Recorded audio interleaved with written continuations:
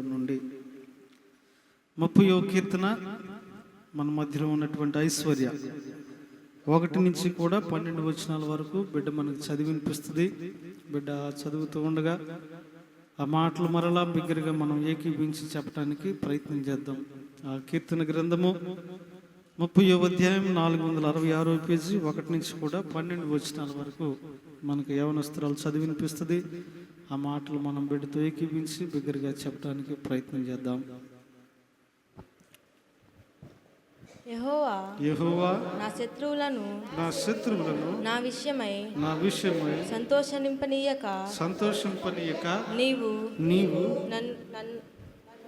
నన్ను ఉద్ధరించి ఉన్నావు. అందుకై నేను నిన్ను కొనియాడుచున్నాను. యెహోవా నా దేవా నేను నీకు మొరపెట్టగా నీవు నన్ను స్వస్థపరిచితివి. యెహోవా పాతాళంలో నుండి నా ప్రాణమును లేవదీసితివి. నేను గోతిలోనికి దిగకుండా నీవు నన్ను బ్రతికించితివి. యెహోవా భక్తులారా ఆయనను కీర్తించుడి.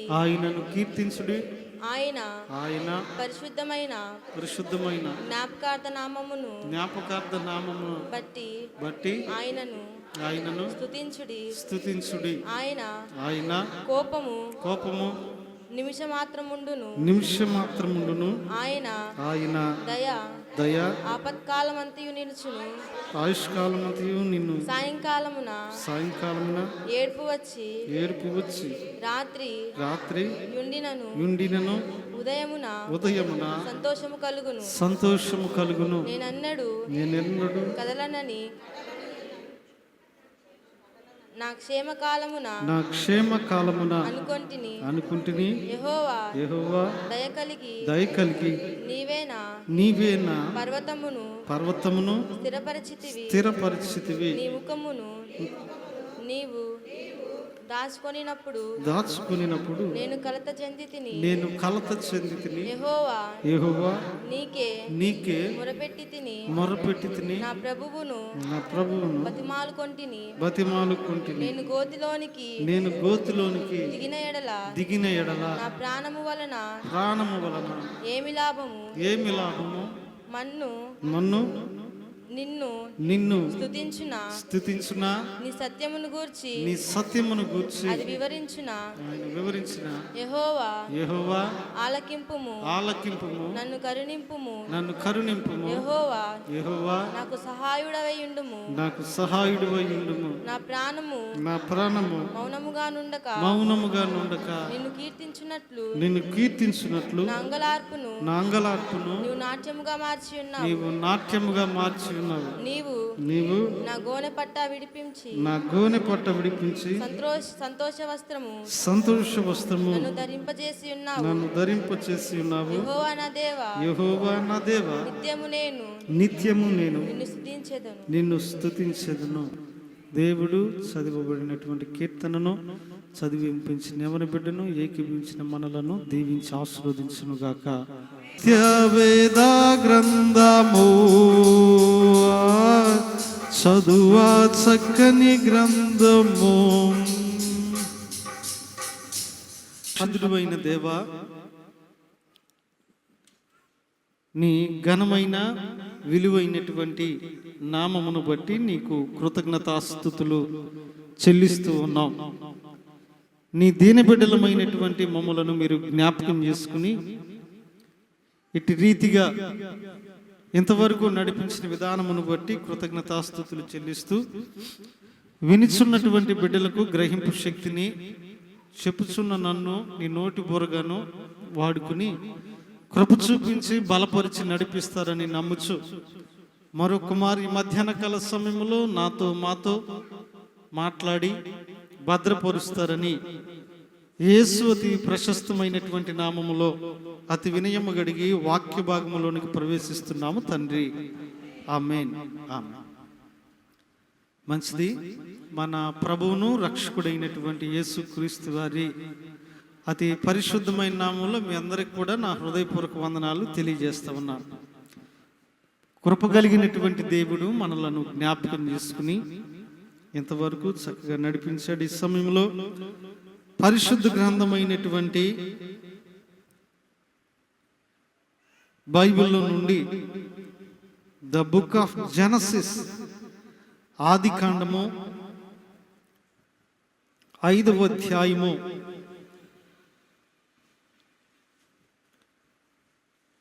24 వచనాలను చదువుకుందాం.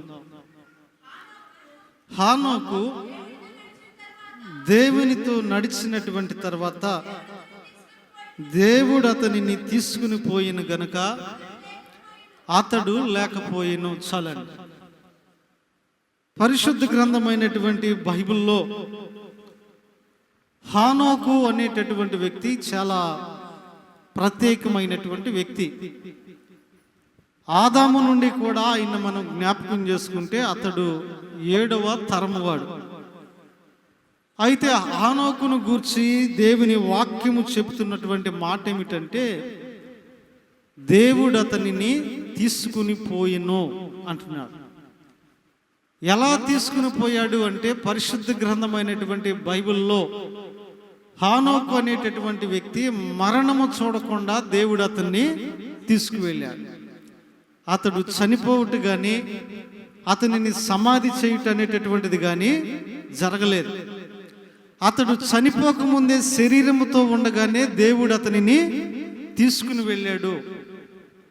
ఇద్దరు వ్యక్తులు ఆ రీతిగా మనకు కనపడతారు.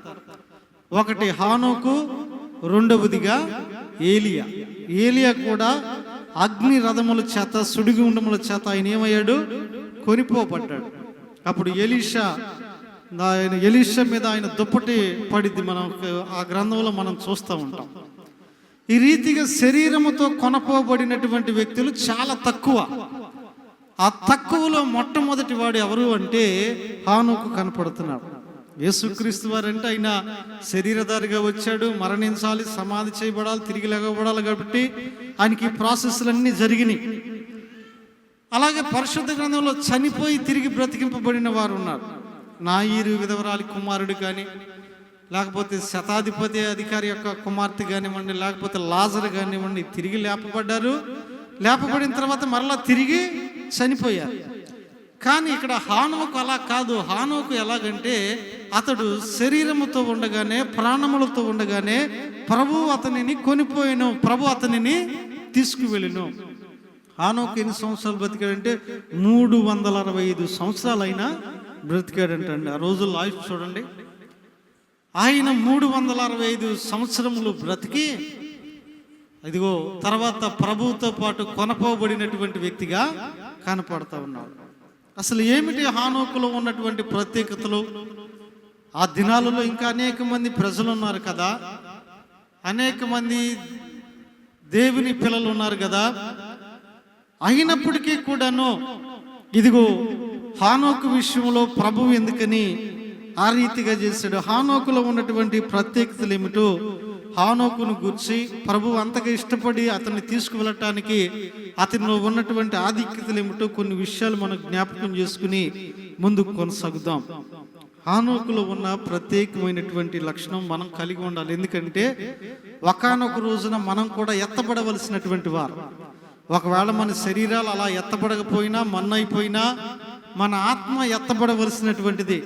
పునరుద్ధాన దినమందు తిరిగి లేపబడి ఎత్తబడవలసినటువంటి వారిలో, ప్రభువుతో కొనిపోబడవలసినటువంటి వారిలో మనము కూడా ఉండవలసినటువంటి వారము.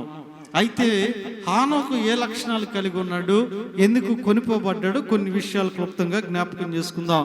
మొట్టమొదటిగట హానోకు ఇదిగో దేవునితో నడిచినటువంటి వాడు అన్నాడు. చూడండి, అదే ఆది కాండము, అది 5వ అధ్యాయము 24వ వచనం అన్నాడు కదా. హానోకు దేవునితో నడిచిన తరువాత, హానోకు ఎవరితో నడిచాడంట? దేవునితో నడిచాడు. మొదటిగా హానోకు ఎత్తబడటానికి లేదా కొనిపోబడటానికి గల ప్రత్యేకమైనటువంటి కారణము లేదా లక్షణం ఏమై ఉన్నది అంటే, హానోకు దేవునితో నడిచినటువంటి వ్యక్తిగా మనందరికీ కూడా కనపడతా ఉన్నాడు. దేవునికి మహిమ కలుగును గాక. హల్లెలూయా, ఆమె హల్లెలూయా. హానోకు అలా ఎన్ని సంవత్సరాలు దేవునితో నడిచాడంటే 365 సంవత్సరాలు కూడా అలాగే దేవునితో నడిచాడు. దేవునితో నడవటం అంటే కొన్నాళ్ళు నడవటం, కీడు కలగంగానే, భయం కలగంగానే, నష్టం కలగంగానే, రోగం కలగంగానే విడిచిపెట్టడం కాదు. ఆయన బ్రతుకు దినములన్నీ కూడా దేవునితో ఆయన ఏం చేశాడంట, నడిచినటువంటి వ్యక్తిగా ఉన్నాడు. ఎందుకు దేవుడు అంత ప్రేమించాడు, ఎందుకు దేవుడు అతన్ని అంతగా ఇష్టపడ్డాడు, ఎందుకు దేవుడు అతన్ని అంతగా ప్రేమించి తీసుకుని వెళ్ళాడంటే అతని జీవితం అంతా కూడా దేవునితో కలిసి నడవటానికి ఇష్టపడినటువంటి వ్యక్తిగా కనపడుతూ ఉన్నాడు. ఆయన జీవితం అంతా కూడా దేవునితో నడిచినటువంటి వ్యక్తిగా కనపడతా ఉన్నాడు. ఈరోజు నా దేవుని చేత ప్రేమించబడి కొనిపోబడేటటువంటి గుంపులో మనము కూడా ఉండాలి అంటే దేవునితో నడిచేటటువంటి వారిగా ఉండాలి. అందుకని ఎఫెసీయులకు రాసిన పత్రికలో ఒక మాట అంటాడు చూడండి. The book of Ephesians chapter 5 5వ అధ్యాయము 17వ వచనం చదువుకుందాం. వర్సెస్ 17. ఎఫెసీయులకు రాసిన, ఇందు నిమిత్తము మీరు అవివేకులు కాక ప్రభు యొక్క చిత్తమేమిటో గ్రహించి మరియు చాలండి చదవబడినటువంటి మాటలో ఇదిగో ఆయన అంటున్నటువంటి మాట ఏమిటి అంటే ప్రభు యొక్క చిత్తమేమిటో మనం గ్రహించి ఆ చిత్త ప్రకారం మనం నడిచేటటువంటి వారిగా ఉండాలి. దేవుని చిత్తం ఏమై ఉంది, ఈ విషయంలో దేవుని ప్రణాళిక ఏమై ఉంది, ఈ విషయంలో దేవుని నడిపింపు ఎలాగై ఉంది, ఆ రీతిగా ఇదిగో మనము దేవుని చిత్తం ఏమిటో గ్రహించి ఆ దేవుని చిత్త ప్రకారం మనం నడిచేటటువంటి వారిగా ఉండాలి. ఈరోజు మనం చాలా కార్యక్రమాలు చేస్తున్నాం. ఆ కార్యక్రమాల్లో దేవుని చిత్తం ఏమిటో గ్రహించి చేస్తున్నామా? ఆ కార్యక్రమాల్లో దేవుని చిత్తానికి విరోధంగా ఎన్నో చేస్తున్నాం మనం. ఎందుకంటే మన సంతోషం కొరకు, మన పిల్లల సంతోషం కొరకు, వారి పిల్లల సంతోషం కొరకు వారు చేస్తూ ఉన్నారు. నేను నిన్న తిన్నాను, ఒక వీడియో చూశాను, ఎవరిదో మ్యారేజ్. అది తర్వాత మన చర్చి గ్రూప్లో కూడా పెడతాను, ప్రార్థన అయ్యాక చూడండి. ఎవరిదో మ్యారేజ్ అయితే అక్కడ మామూలుగా ఈ నలుగులు అవి అనేటటువంటి కామన్ కదా చేస్తూ ఉన్నారు. అవి చేశారు వాళ్ళు. అక్కడ ఆ అబ్బాయికి నలుగు హల్దీ చేస్తా, ఒంటి నిండా పసుపు ఇవన్నీ పూసి అక్కడ ఏం చేస్తున్నారంటే పాట పాడుతున్నారు. ఏది? దేవుని పాట పాడుతున్నారు. అసలు వాస్తవానికి అది చేయకూడదు, అది చేయకూడదు. చేస్తుందిగా అక్కడ మళ్ళీ ఏం చేస్తూ ఉన్నారు, దేవుని పాట పాడుతున్నారు. అక్కడ పరిశుద్ధ ప్రభువా కూడా కాదు, ఏదో పాట మొత్తానికి పాడుతున్నారు. తర్వాత అది గ్రూపులో పెడతారు. చూడండి, అటువంటివి దేవుని చిత్తం ఏమిటో గ్రహించి చేయాలి. నేను కూడా మా కుటుంబంలో కొన్ని పొరపాట్లు చేశాను. కొంతమందిని సంతోషపెట్టాలని కొన్ని మెచ్యూర్ ఫంక్షన్ కానీ అటువంటి విషయాలు అది పొరపాటు పని. ఇక మరలా అటువంటి పొరపాట్లు దొరకకుండా చూడాలి. కొంతమంది గద్దించిన వాళ్ళు ఉన్నారు, కోప్పడిన వాళ్ళు ఉన్నారు. కొంతమంది మీ నాన్న ఏంటి, ఆయన సేవ ఏంటి, అసలు నువ్వు చేసిన పని ఏంటి అని ఊసిన వాళ్ళు కూడా ఉన్నారు. తప్పు మనం చేసాం, తప్పు మనలో ఉంది. పిల్లల సంతోషం కోసమో స్నేహితుల సంతోషం కోసమని పొరపాటు చేసినప్పుడు ఒక మాట పడాలి. అవి దేవుని చిత్తాలు కాదు. దేవుని చిత్తాలు వేరుగా ఉన్నాయి. వివాహ విషయంలో కానీ, మెచ్యూర్ ఫంక్షన్ విషయంలో కానీ, గృహం కట్టుకున్న విషయాల్లో కానీ, మరొక విషయాల్లో దేవుని చిత్తం అనేటటువంటివి వేరుగా ఉన్నవి. ఆ దేవుని చిత్తం ఏమిటో తెలుసుకుని ఆ చిత్తానుసారంగా నడవాలి. ఆదివారం ఒక్కరోజు దేవుని చిత్తానికి అనుగుణంగా 2-3 గంటలు ఇక్కడ ఉండి తదుపరి ఇంటికి వెళ్ళిన తర్వాత నీ చిత్తానుసారంగా, నీ ఇష్టానుసారంగా, నీ ఆలోచన ప్రకారంగా నువ్వు చేసుకుని వెళ్ళి నేను కూడా హానోకు వలె దేవునితో నడిచాను అంటే అది సరైనటువంటి మాట కాదు. బైబిల్లో కొన్ని కఠినమైన మాటలు ఉన్నాయి. ఆయన కొన్నిసార్లు అన్నాడు, అందును బట్టే కదా మిమ్మల్ని నేను ఉమ్మి వేస్తున్నాను అన్నాడు. అందును బట్టే కదా మిమ్మల్ని చూసి నేను నవ్వుతున్నాను అన్నాడు. కొన్ని విషయాలు ఎందుకనంటే ప్రతిదానికి ప్రార్థన అడ్డం పెడుతున్నాం, ప్రతిదానికి బైబిల్ అడ్డం పెడుతున్నాం. కానీ అక్కడ జరిగేదంతా కూడా దేవుని చిత్తమైనటువంటి కార్యక్రమం కాదు. ఇప్పుడు ఉదాహరణకి క్రైస్తవ వివాహం జరిగింది, పరిశుద్ధ వివాహము. దాని మీద పెద్ద హెడ్డింగ్లు, బ్యానర్ మీద పెద్ద హెడ్డింగ్లు, ఇది యెహోవా వలన జరిగిన కార్యము, లేకపోతే ఇంకా ఎన్నో మాటలు. అంత క్రమంగా ప్రార్థన జరిగింది. తర్వాత డీజే బాక్సులు పెట్టా ఊరేగిస్తా. ఏం పాటలు అవి? హల్లెలూయా స్తుతి మహిమ పాడతారా? అది దేవుని చిత్తమా? జరిగిందేమో పరిశుద్ధ వివాహం, ఊరేగింపేమో అందులో అందరూ తాగటం, ఎగరటం, డ్యాన్సులు వేయటం. ఒక్కొక్కడైతే దానికి డ్యాన్సులు వేసే పిల్లల్ని కూడా తెప్పించి, మరి అది దేవుని చిత్తమా? అక్కడ జరిగిందేమో వివాహం, పరిశుద్ధ వివాహం. ఆ తర్వాత అంతా కూడా వివాహం అయిపోగానే, పాస్టర్ గారు వెళ్ళిపోగానే నువ్వేం చేస్తున్నావు? నీ చిత్తానుసారంగా నడుస్తున్నావు. మరి అప్పుడు ఆ కాపురం క్షేమంగా ఉంటుందా? ఆ కుటుంబం దేవునికి ఇష్టమైన కుటుంబంగా ఉంటుందా? కాదు కదా. దేవుని చిత్తాలు వేరుగా ఉంటాయి. ప్రార్థనకి అవకాశం దొరికినప్పుడు దేవుని చిత్త ప్రకారమే అది జరగాలి. లేకపోతే అక్కడ దేవుని చిత్తాన్ని తేవద్దు. అక్కడ ఆయన చిత్తం అవమానపడుతుంది కదా, దేవుని చిత్తం. కొంతమంది నా ఎదురుగా నాతో అన్నవాళ్ళు కూడా ఉన్నారు, నా స్నేహితులు. ఏందన్నా పెళ్లికి ముందు ప్రార్థన పెట్టారు, పెళ్లికి అన్ని ఆ వాగ్దానాలు ఇవన్నీ, ఆ ప్రార్థనలు ఈ ప్రార్థనలు, అంతమంది అన్ని మాటలు చెప్పి చేశారు. మీరు వెళ్ళంగానే వాడు మొదలు పెట్టాడు, ఇక ఎత్తుకున్నాడు మామూలుగా కాదు. ఇక ఎత్తుకుంటంలో కూడా మళ్ళీ ఇతరులను కూడా ఇబ్బంది పెడతా. ఒకసారి ఇట్లాగే జరుగుతూ ఉంది కార్యక్రమం. జరుగుతుంటే ఒక సహోదరుడు నాకు ఫోన్ చేశాడు, అన్న వాళ్ళు ఆగట్లేదు, కొద్దిగా ఒక మాట ఫోన్ చేయను నువ్వు అని. ఏంట్రా అంటే, మా బాబాయ్ హార్ట్ పేషెంట్ అన్న, ఆయనకి మొన్నే సర్జరీ అయింది, ఆ గోడలు కూడా ధన ధన ధన సౌండ్ వస్తున్నాయి అన్న. డీజేకి వాడు ఆపండి అంటే ఆడవాళ్ళని కూడా చూడకుండా కొట్టడానికి వస్తున్నారు. మీరు ఒక మాట చెప్తే ఆగుతారు. చెప్పటం ఎందుకు, డైరెక్ట్ చూద్దామని వెళ్తే అసలుకి వయసుతో కూడా సంబంధం లేకుండా అందరు పెళ్లి డ్యాన్స్ చేస్తున్నారు, ఆడవాళ్ళు మగవాళ్ళు.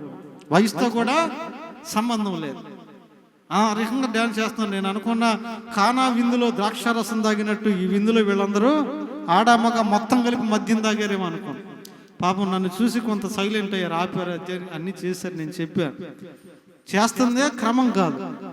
ఆ క్రమంలో మరలా ఇతరుల చేత ఊపించుకునేంత తీసుకురావద్దయ్యా, కొద్ది క్రమంగా ఉండండి. అంటే ఎందుకు ఈ విషయాన్ని ఇక్కడే మనం ఎక్కువ దేవుని చిత్తానుసారంగా కాకుండా మన ఇష్టానుసారం, మన సంతోషానుసారం మనము చేస్తుంటాం. అందుకని ఈ టాపిక్ను పైకి తీసుకొచ్చాను. మనం అనుకుంటున్నాం దేవునితో నడుస్తున్నాను. ఎలాగనుకుంటున్నాం? ఒక ఆదివారం నేను మందిరానికి వెళ్తున్నానా, దేవునితో నడుస్తున్నా. ఒక శ్రీల కూడికి వెళ్తున్నా, అబ్బా దేవునితో నడుస్తున్నా. శనివారం ప్రార్థనకు వస్తున్నా, అబ్బా దేవునితో నడుస్తున్నాను. లేకపోతే సంఘ పరిచర్యలో పాల్గొంటున్నాను, అబ్బా దేవునితో నడుస్తున్నాను. అది కాదు దేవునితో నడవటం అంటే. సంఘము నుండి బయటికి వెళ్ళాక నడవటమే దేవునితో నడవటం. సంఘములు అందరూ ఉన్నప్పుడు, అందరూ చూసేటప్పుడు నడవటం కాదు. మనం ఇంటికి వెళ్ళిన తర్వాత మన కుటుంబంలో జరగవలసిన కార్యక్రమాలు, జరుగుతున్న కార్యక్రమాలు దేవుని చిత్తానుసారంగా జరుగుతున్నాయా లేదా, అది మనం చూసుకోవాలి. అందుకనే ఆయన చిత్త ప్రకారము నడుచుకొనుడి అన్నాడు. మరి నిజంగా ద్వితీయోపదేశకాండంలో ఒక మాట అంటాడు కదా, 10వ అధ్యాయం, the book of Deuteronomy chapter 10 verses 12. ద్వితీయోపదేశకాండం 10వ అధ్యాయం. కాబట్టి ఇశ్రాయేలీలు నీ దేవుడైన యెహోవాకు భయపడి ఆయన మార్గములన్నిటిలో నడవాలి. చాలండి ఆయన అంటున్నాడు కదా. కాబట్టి ఇశ్రాయేలులారా, మీరు మీ దేవుడైనటువంటి యెహోవాకు భయపడి ఆయన మార్గములన్నిటిలో కూడా ఏం చేయాలట? నడవాలి. ఆయన మార్గములలో ఆయన చిత్తము చొప్పున మనము నడిచేటటువంటి వారిగా ఉండాలి. హానోకు మొట్టమొదటిగా ఎత్తబడటానికి, ప్రభు కొనిపోబడటానికి కారణం ఏమిటి అంటే, దేవుని చిత్త ప్రకారం నడిచాడు. 365 సంవత్సరాలు బ్రతికినంత కాలం కూడా ఆయన చిత్తానుసారంగా నడిచాడు, కానీ ఆయనకి వ్యతిరేకంగా ఎన్నడూ కూడా నడవలేదు. వ్యతిరేకంగా కుటుంబ పరంగా కానీ ఆయనకి వివాహం అయింది, పిల్లలు ఉన్నారు, 305 సంవత్సరాల జీవితం ఉంది. అయినప్పటికీ కూడా ఏ విషయంలో కూడా దేవునికి వ్యతిరేకంగా నడవలేదు. ఆయన చిత్త ప్రకారంగా ఆయన నడిచాడు. కాబట్టి హానోకులో ఉన్న మొదటి లక్షణం is walk according to God, దేవునితో నడిచినటువంటి వాడు. రెండవదిగా ఇంకా ఆయనలో ఉన్న లక్షణాన్ని జ్ఞాపకం చేసుకుందాం. చూడండి, రెండవదిగా ఆయనలో ఉన్న లక్షణం ఏమిటంటే విశ్వాసము కలిగినటువంటి వాడు అంట. హెబ్రీయులకు రాసిన పత్రిక, the book of Hebrews chapter 11 verses 5, 5వ వచనాన్ని చదువుకుందాం. చూడండి, విశ్వాసమును బట్టి హానోకు మరణము చూడకుండానట్లు కొనిపోబడిను. చాలండి. రెండవదిగా అతనిలో ఉన్న లక్షణం ఏమిటి అంటే విశ్వాసమును బట్టి అతడు కొనిపోబడ్డాడంట. ఒకటేమో దేవునితో నడిచాడన్నాడు. రెండవదిగా ఆయన చెప్తున్నటువంటి మాట ఏమిటంటే విశ్వాసమును బట్టి, అతనిలో ఉన్న విశ్వాసమును బట్టి అతడు దేవునితో కూడా కొనిపోబడిను అంటున్నాడు. కాబట్టి ప్రియమైన దేవుని బిడ్డలారా, రెండవదిగా ఏ స్థలమందైనా ఏ సమయమందైనా రాకడ వచ్చినప్పుడు కొనిపోబడే వారిగా ఉండాలి అంటే రెండవదిగా హానోకు వల్లే మనలో ఏముండాలట? విశ్వాసం అనేటటువంటిది ఉండాలి. ఎందుకంటే బైబిల్లోనే ఉంది కదా, 6వ వచనంలో అంటాడు, విశ్వాసము లేకుండా దేవునికి ఇష్టడై ఉండుట అసాధ్యము. విశ్వాసము కలిగినటువంటి వారిగా ఉండాలి. హానోకు దేవునితో కొనిపోబట్టడానికి రెండవ కారణం ఏమిటంటే he has A faithful man. అతడు విశ్వాసం ఉంచినటువంటి వారు. కాబట్టి ప్రియమైనటువంటి దేవుని సంగమా, ఈ రోజున రెండవదిగా విశ్వాసులు అని పేరు కలిగి ఉంటే కాదులే కానీ విశ్వాసమును కలిగినటువంటి వారిగా, విశ్వాసమును అనుభవిస్తున్నటువంటి వారిగా మన జీవితాల్లో ఉండాలి. యోనా గ్రంథంలో మనం జ్ఞాపకం చేసుకుంటే 3వ అధ్యాయంలో ఒక మాట రాయబడి ఉంది. నినివే పట్టణానికి వెళ్ళి యోనా సువార్త ప్రకటిస్తాడు. 3 దినాలు సువార్త ప్రకటించినటువంటి తర్వాత ఆ వార్త వారికి కొత్తది. ఆ వచ్చి చెప్పిన వ్యక్తి కొత్త వ్యక్తి అయినప్పటికీ కూడాను ఆ ఊరిలో ఉన్నటువంటి, ఆ దేశంలో ఉన్నటువంటి, ప్రాంతంలో ఉన్నటువంటి రాజు కానీ, అధికారులు కానీ, కుటుంబాలు కానీ ప్రతి ఒక్కరూ కూడా జంతువులతో సహా వారు ఉపవాసం ఉండి ఏం చేశారంట? ప్రార్థన చేశారు. ఎందుకనంటే ఆ చెప్పబడినటువంటి మాటలో వారిలో విశ్వాసాన్ని కలిగించే ఆ మాటల యందు వారి విశ్వాసం ఉంచారు. ఈ ప్రవక్త చెబుతున్న మాట నిజమే. మనం ఘోర పాపములో ఉన్నాము, ఘోర తప్పిదములో ఉన్నాము. అగ్ని గంధకములు కురవక ముందే, ప్రభు ఉగ్రత దిగక ముందే మన పాపములను ఒప్పుకుందాము, దేవునికి లోబడదామని చెప్పి వారు ఏం చేశారంటే ఉపవాసం ఉండి వారు ప్రార్థన చేశారు. చదవండి ఆ మాట. నినివే పట్టణము వారు దేవుని యందు విశ్వాసముంచి ఆ ఉపవాస దినము చాటించి చాలండి. వారు ఏముంచారంటే దేవుని యందు విశ్వాసం ఉంచారు. ఎప్పుడైతే ఆయన ప్రకటించాడో వారు దేవుని యందు ఏముంచారు? విశ్వాసం ఉంచారు. ఈ రోజుల్లో విశ్వాసం ఎక్కడ ఉందో తెలుసా? ఈ రోజుల్లో విశ్వాసులు దేని ముందు విశ్వాసం ఉంచుతున్నారు తెలుసా? సేవకుల మీద, సేవకుల మీద విశ్వాసం ఉంచుతున్నారు. లేకపోతే నూనె డబ్బాల మీద, ఖర్చుల మీద. ఇంకదే కదా మరి. ఈ రోజుల్లో విశ్వాసం అందులోనే ఉంది, దేవుని మీద లేదు. అబ్బో మన్న గారు కానీ మన్న నెత్తి మీద చేసి ప్రార్థన చేస్తే ఇక నీకు తిరిగి ఉండదు. లేకపోతే మక్క, లేకపోతే అమ్మ అంటున్నారు పాస్టర్ గారు, చాలా మంచిది అని తప్పులేదు. మా అమ్మ కానీ నెత్తి మీద ప్రార్థన చేస్తే, మక్క కానీ ప్రార్థన చేస్తే తిరుగులేదు. లేకపోతే అక్కడ నూనె డబ్బా కానీ కొనుక్కొచ్చుకుని ఆ తైలం రాసుకుంటే తిరుగులేదు. అక్కడ ఖర్చు కానీ కొనుక్కొచ్చుకుని పూసుకుంటే తిరుగులేదు. అంటే ఇప్పుడు విశ్వాసం అంతా కూడా నినివే వారిలాగా దేవుని మీద లేదు ఈ రోజుల్లో ప్రజలకి. ఈ రోజుల్లో ప్రజలకు విశ్వాసాలు ఎక్కడ ఉన్నాయంటే అన్నల మీద, అక్కల మీద, అయ్యల మీద, అమ్మల మీద, సిస్టర్స్ మీద, తర్వాత ఖర్చీపుల మీద, నూనె డబ్బాల మీద ఉన్నది. చూడండి, దేవుని మీద విశ్వాసం లేదు. ఇంకా కొంత చూసుకుంటే కొంతమందికి పెన్నుల మీద కూడా విశ్వాసం ఉంది. ఒకసారి ఒక సహోదరుడు పెన్ను తెచ్చి ప్రార్థన చేయమన్నాడు. ఏంటి? పెన్ను. దేనికిరా పెన్నుకు ప్రార్థన అంటే, అన్నా నువ్వు ఈ పెన్నుకు ప్రార్థన చేసిస్తే నేను అన్ని పాస్ అయిపోతా అన్నాడు. ప్రార్థన చదవకుండా పెన్నుకు ప్రార్థన చేస్తే పాస్ అవుతాడండి? పాపం వాడు తృప్తి కోసమని ప్రార్థన చేసి ఇచ్చా 3 సబ్జెక్టులు పోయాడులే. ఆ తర్వాత సంగతి. ఇప్పుడు పెన్నుకి నేను ప్రార్థన చేసి ఇచ్చాను, అది ఎట్లాగ పెన్ను దాని అంతటా అది రాసిద్దే, వాడు చదవాలి కదా. దేవుని మీద విశ్వాసం ఉంచాలి. వాడికేంది ఆ పెన్ను మీద, నా ప్రార్థన మీద విశ్వాసం ఉంది. పాపం తర్వాత రాశాడు, తర్వాత రాసినా మళ్ళీ 1 పోయింది. పోవటం కూడా గట్టి పోయినాయి. మ్యాథ్స్, ఇంగ్లీషు, సైన్స్ పోయింది. ఇక తర్వాత రాశాడు కానీ మళ్ళీ మ్యాథ్స్ ఆగింది. ఆ తర్వాత ఇక మరలా పట్టించుకున్నాడో లేదో తెలియదు. కానీ విశ్వాసం ఈ రోజుల్లో మనుషులకు అట్లా ఉందండి. ఈ రోజుల్లో అక్కడ నినివే వారు ఎవరి మీద విశ్వాసం ఉంచారు? దేవుని మీద విశ్వాసం ఉంచారంట. ఎక్కడ అదే మనమైతే నాకు తెలుసు యోనా మీదే విశ్వాసం ఉంచేవాళ్ళం. ఈయన ఎవడో దిగొచ్చాడు, ఈయన దేవుడు అనుకుని ఆయన మీద విశ్వాసం ఉంచేవాళ్ళం. కానీ వాళ్ళు దేవుని మీద విశ్వాసం ఉంచారు. ఈరోజు మనం కూడా దేవుని మీద విశ్వాసం ఉంచాలి. మేము మీకు మాదిరికరంగా ఉండేవాళ్ళం, దేవుడు చెప్పిన రీతిగా నడిపించే వాళ్ళమే. మేము ప్రార్థన చేసినా నిన్ను స్వస్థపరిచేటటువంటిది ఆయనే. నా చేతుల్లో స్వస్థతలు లేవు, మా చేతుల్లో అటువంటి తలాంతులు ప్రభు అనుగ్రహించలా. వారధిగా మీ విషయంలో మధ్యవర్తిగా ఉండి ప్రభువుని అడిగినప్పుడు కలగజేసేటటువంటి వాడు ఆయన. ఈ రోజుల్లో వ్యక్తుల పూజలు ఎక్కువైపోయినాయి, వ్యక్తుల మీద విశ్వాసాలు అవి ఎక్కువ అయిపోయినాయి. నేను ఎప్పుడైనా కొంతమంది అంటారు, కొంతమంది గృహాలకు రమ్మని, ఇప్పుడు కుదరదులేమో వస్తాలే, ఏంటి అంత అర్జెంట్ ఏంటి పని అన్నప్పుడు, అయ్యా నువ్వు మా ఇంట్లో ఒక్కసారి అడుగు పెడితే చాలయ్యా. ఒక ఆవిడ ఎలాగ అడిగింది, ఎందుకన్నా 5 లక్షల అప్పు ఉంది తీరట్లేదు అన్న. 5 లక్షల అప్పు ఉంది తీరట్లేదు, ఒక్కసారి మా ఇంట్లోకి అడుగు పెట్టి చిన్న ప్రార్థన చేయి చాలా. నేనన్నా అట్లయితే నేను అడుగు పెడితే 8 లక్షలు అవుతాను. నేను కానీ అడుగు పెట్టానంటే 5 కాస్త 8కి వెళ్ళిద్ది. ఎందుకంటే తీర్చడానికి మార్గం చూపేవాడు ఆయన. అయ్యా యేసయ్యా దాటిపోవద్దు, ఒక్కసారి నా ఇంట్లో అడుగు పెట్టాయని ఆయన అడుగు పెట్టమని ప్రార్థన చేయాలి. నేను అడుగు పెడితే ఏముంది? ఇంకో మాట కూడా అన్నా, నేను వచ్చే ముందు ఒక మామూలుగా రాను 10-15 ఇల్లు గృహదర్శనం చేసి వస్తా.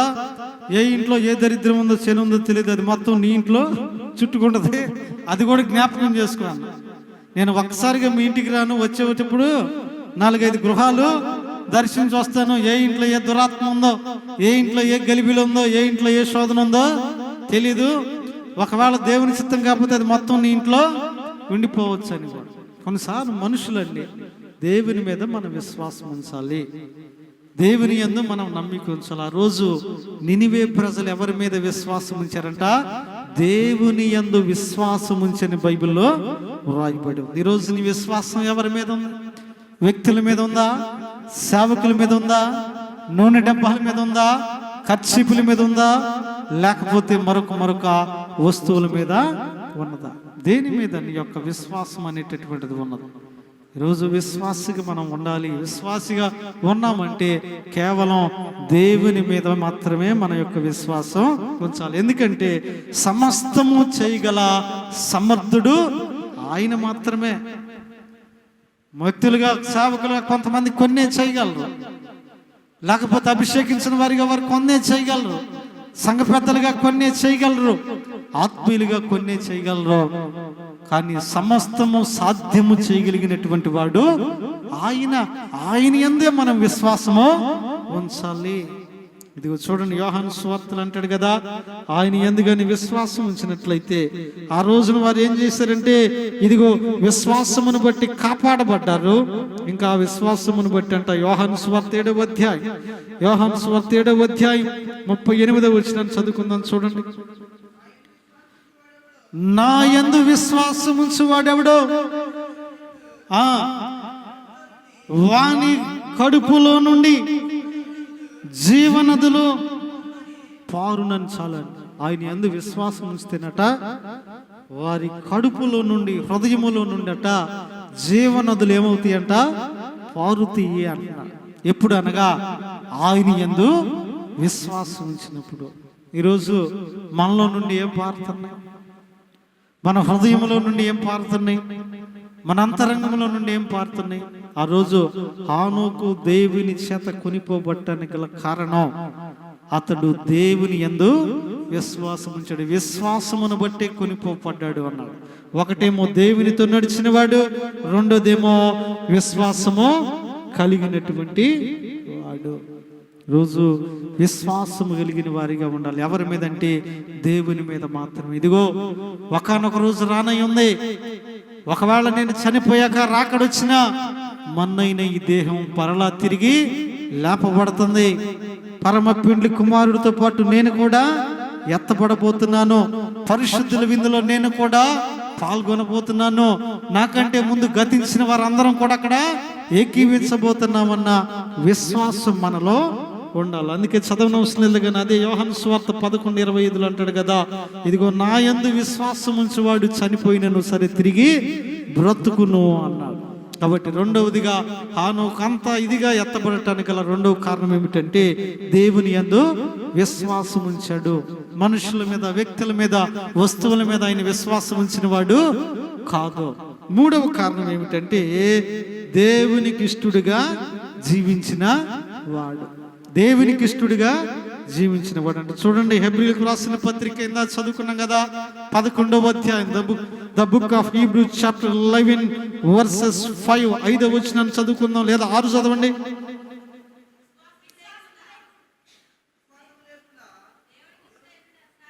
చాలండి. 5వ వచనంలోనే ఆయన అన్నాడు కదా, అతడు కొనిపోబడక ముందు దేవునికి ఇష్టుడయ్యుండెను. విశ్వాసమును బట్టి హానోకు కొనిపోబడ్డాడు కదా. అయితే అతడు కొనిపోబడక ముందు ఆయన జీవితం ఎలాగుందంటే దేవునికి ఇష్టుడుగా ఆయన జీవితం ఉంది. మూడవదిగా అతనిలో ఉన్న లక్షణం ఏమిటంటే ఆయన దేవునికి ఇష్టుడిగా జీవించాడు.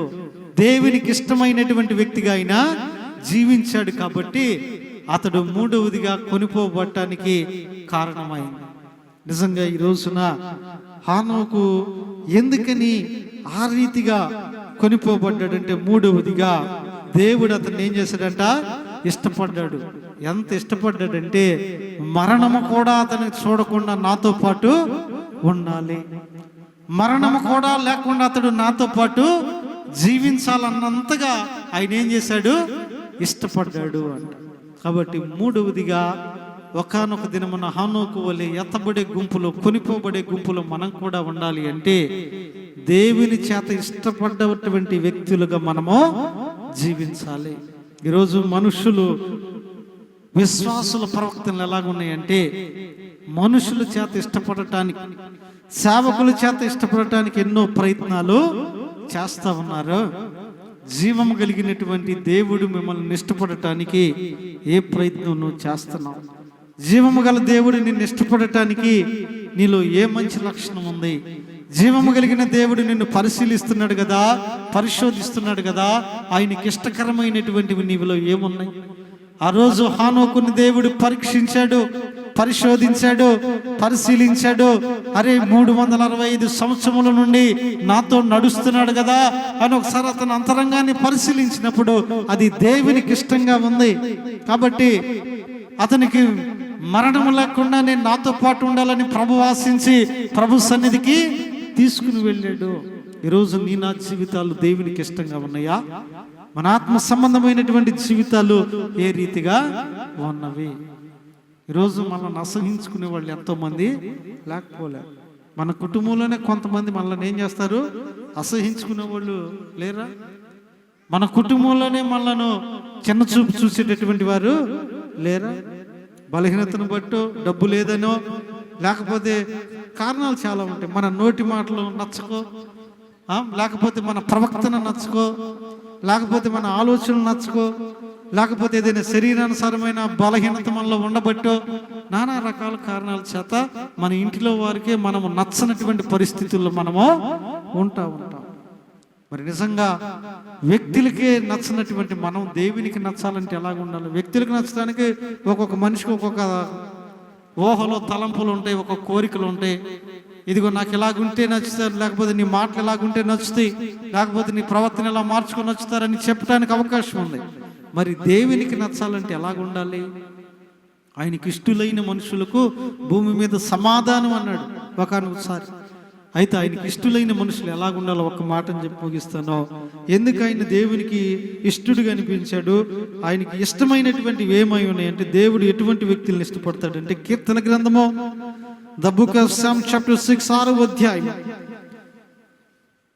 కీర్తన గ్రంథము మనం జ్ఞాపకం చేసుకున్నట్లయితే 16వ అధ్యాయాన్ని మనం జ్ఞాపకం చేసుకున్నట్లయితే కీర్తన గ్రంథంలో 3వ వచనం చదువుకుందాం. చూడండి, నేను ఇలాగందును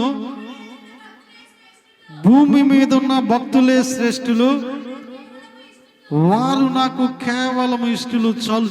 ఇదిగో ఎవరు దేవునికి ఇష్టలు అంటే భూమి మీద ఉన్నటువంటి భక్తులు ఎవరైతే ఉన్నారో ఆ భక్తులట దేవునికి ఎవరట ఇష్టమైనటువంటి వారు అంటున్నారు. నేను ఇలాగందును భూమి మీద ఉన్నటువంటి భక్తులే శ్రేష్ఠులు, ఎందుకంటే వారు దేవునికి ఇష్టమైనటువంటి వారు, అనగా the people who are lead their praising life. ఎవరైతే దేర్ డివినిటీని కొనసాగించారో, వారి భక్తి జీవితాన్ని కొనసాగించారో, శ్రమలైనా, నిందలైనా, అవమానములైనా, కష్టములైనా, వేదనలైనా, ఇరుకులైనా, ఇబ్బందులైనా, the people who are lead their divinity life, ఎవరైతే వారి భక్తి జీవితాన్ని కొనసాగించినటువంటి వారిగా ఉన్నారో వారట దేవునికి ఇష్టమైనటువంటి వారు అంటున్నాడు. దేవునికి ఇష్టమైనటువంటి జనాంగం అంటున్నారు. దేవుడు అటువంటి వారిని ఇష్టపడతా ఉన్నారు. ఇదిగో ఆ రోజు అగ్నిగుండం వంటి సమస్యలు ఎదురొచ్చిన షడ్రకు, మేషకు, అబేద్నెగోలు వారి భక్తి జీవితాన్ని కొనసాగించారు. That's why the lord has like them. అందుకనే దేవుడు వారిని ప్రేమించాడు. ఈ సెంట్ ఏంజిల్ టు దెమ్, వారితో పాటు దూతను కూడా అక్కడికి పంపించాడు. లేకపోతే సింహపు గుహ వంటి సమస్య వచ్చినప్పటికీ కూడా the Daniel not stopped his divinity, ఆయన యొక్క దైవత్వాన్ని, భక్తి జీవితాన్ని విడిచిపెట్టలేదు. అందుకనే దానియేలుకు తోడుగా మరొక వ్యక్తిని అక్కడికి పంపించాడు. ఈ రోజున ఆ రీతిగా ఎవరైతే భక్తి జీవితాన్ని కొనసాగించే వారిగా ఉంటారో వారు ఎవరంటే వారు దేవునికి ఇష్టలుగా ఉంటారు, దేవునికి ఇష్టమైనటువంటి వ్యక్తులుగా మార్చబడతారు అన్నాడు. కాబట్టి ప్రియమైనటువంటి దేవుని సంగమా, ఈ మధ్యాహ్న కాల సమయంలో మన భక్తి జీవితం ఎలాగుంది, మన భక్తి జీవితాన్ని ఎలాగా కొనసాగించేటటువంటి వారిగా మన ఆత్మీయ జీవితంలో మనం ఉంటా ఉన్నామో. ఇదిగో మరి నిజముగా అటువంటి భక్తి జీవితాన్ని కానీ జీవించి ఆయనకి ఇష్టలైనటువంటి వ్యక్తులుగా కానీ మనం ఉండటానికి ఇష్టపడినటువంటి ఎడల, కీర్తన గ్రంథంలో అంటాడు 22వ అధ్యాయం 8వ వచనంలో, ఆయనకి ఇష్టలం కాబట్టి ఆయన మనల్ని ఏం చేస్తాడంటే తప్పిస్తాడు అంటాడు. ఆయనకి ఇష్టలుగా జీవిస్తున్నట్ట ఆయన మనలను తప్పిస్తాడు. భక్తి కలిగిన జీవితాన్ని కానీ మనం జీవించడానికి ప్రయత్నం చేస్తే శ్రమల నుండి, సమస్యల నుండి, ఇరుకుల నుండి, ఇబ్బందుల నుండి ఆయన మనల్ని తప్పించుటకు సిద్ధముగా ఉన్నాడు అంటాడు. కాబట్టి హానోకు కొనిపోవటానికి ప్రాముఖ్యంగా 3 కారణాలు. 1, అతడు దేవునితో నడిచిన వాడు. 2, విశ్వాసము కలిగిన వాడు. 3వదిగా దేవునికి ఇష్టడుగా జీవించిన వాడు. కాబట్టి సమయం వచ్చినప్పుడు ప్రభు అతనిని కొనిపోయాడు. దేవుని పిల్లలమైన మనం కూడా ఒకానొక రోజున కొనిపోబడవలసిన వారము, ఒకానొక రోజున ఎత్తబడవలసినటువంటి వారము. అయితే మనము కూడా హానోకు వలె ఆయనతో ఉండాలి, ఎత్తబడేటటువంటి గుంపులో చేర్చబడాలి అంటే మనము కూడా దేవునితో నడుచు వారిగా ఉండాలి. అన్ని విషయాల్లో కూడా దేవునితో నడిచేటటువంటి వ్యక్తులుగా ఉండాలి. 2వదిగా మనం కూడా ఎత్తపడాలంటే విశ్వాసము కలిగిన వారిగా ఉండాలి. మనుషుల మీద కాదు, వస్తువుల మీద కాదు. ఆ రోజున నినివే ప్రజల వలె దేవుని మీద విశ్వాసం ఉంచే వారికి మనము ఉండాలి. 3వదిగా దేవునికి ఇష్టలుగా జీవించాలి అంట. హానోకు ఎత్తబడటానికి గల కారణం ఏమిటంటే అతడు దేవునికి ఇష్టమైన జీవితాన్ని జీవించాడు. ఆ రోజున జనాలని ఉండొచ్చయ్యా, ఎప్పుడు భక్తేనా, ఎప్పుడు ప్రార్థనేనా, ఇదిగో ఎప్పుడు కూడా ఇట్లా భక్తి జీవితంతోనే ఉంటావా, నీకు ఒక ఎంజాయ్మెంట్ లేదా, పర్సనల్ లైఫ్ లేదా, నలుగురితో కలిసి ముచ్చట్లో పాల్గొనవా, ఈ రీతిగా ఆయన వద్దకు వచ్చినా సరే ఇదిగో ఆయనకి ఇష్టమైన జీవితం కాకుండా దేవునికి ఇష్టమైన జీవితాన్ని జీవించడానికి ఇష్టపడ్డాడు. దేవుడు అతనిని కొనిపోయాడు. కాబట్టి ప్రభునందు ప్రియులారా, మనము కూడా అట్టి జీవితం కానీ జీవించగలిగితే, ఆ రీతిగా జీవించడానికి కానీ ప్రయాసపడగలిగినట్లయితేనట నిజంగా దేవుని పిల్లలైనటువంటి మనకి ఎంత మేలంటే ఒకానొక రోజున ఎత్తబడేటటువంటి గుంపులో మనం కూడా చేర్చబడతాము. అట్టి కృపను, ధన్యతను ప్రభు ఈ మధ్యాహ్న కాల సమయంలో మనందరికీ కలగజేసి బలపరిచి నడిపించునుగాక. అందరూ కూడా మోకరిద్దాం. విన్న వర్తమాన ప్రకారంగా ప్రార్థన ద్వారా ముందుకు కొనసాగుదాం. అవును ప్రభువా, మా భక్తి జీవితంలో ఎలాగ కొనసాగిస్తా ఉన్నాం, రక్షణ పొందిన కొత్తలో ప్రభువా ఇదిగో భక్తి జీవితం ఎలాగుంది, ఇప్పుడు ఎలాగ ఉంది, నీకు ఇష్టమైన వ్యక్తులుగా జీవించడానికి ఇష్టపడుతున్నామా, మనుషులకు ఇష్టమైనటువంటి వ్యక్తులుగా జీవించడానికి మేము ఇష్టపడుతున్నామా ప్రభువా? స్తోత్రములు, స్తోత్రములు. కృప కలిగినటువంటి దేవా, ఈ మధ్యాహ్న కాల సమయములో నీ దీన బిడలమైనటువంటి మమ్మలను జ్ఞాపకం చేసుకోండి, కృప చూపండి.